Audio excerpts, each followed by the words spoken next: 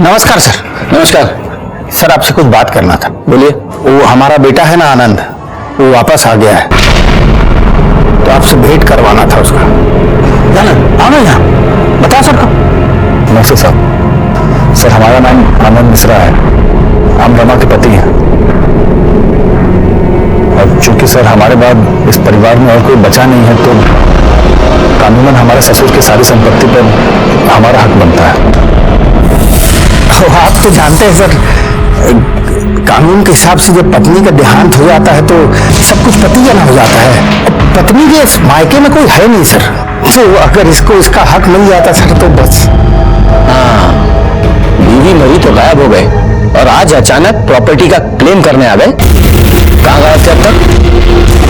और अपना phone switch off क्यों किया था?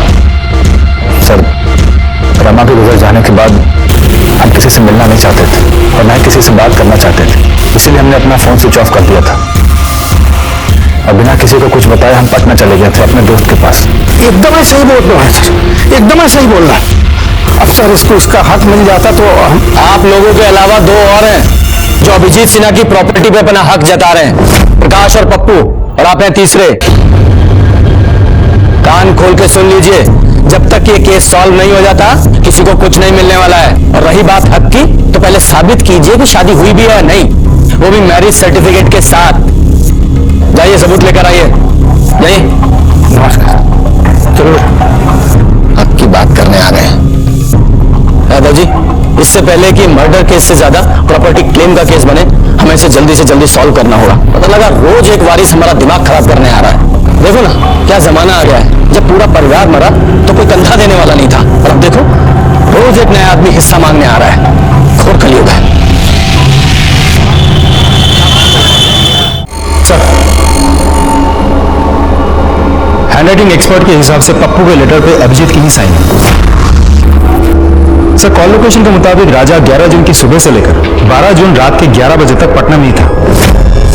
सर जिस तरह के काम राजा करता है उसके लिए कोई बड़ी बात नहीं है कि हमें गुमराह करने के लिए अपने फोन को किसी दूसरे लोकेशन पे छोड़ा। यादव जी मुझे नहीं लगता कि राजा को यह सब करने की जरूरत है। समझा नहीं सर? समझाता हूं, ये देखो।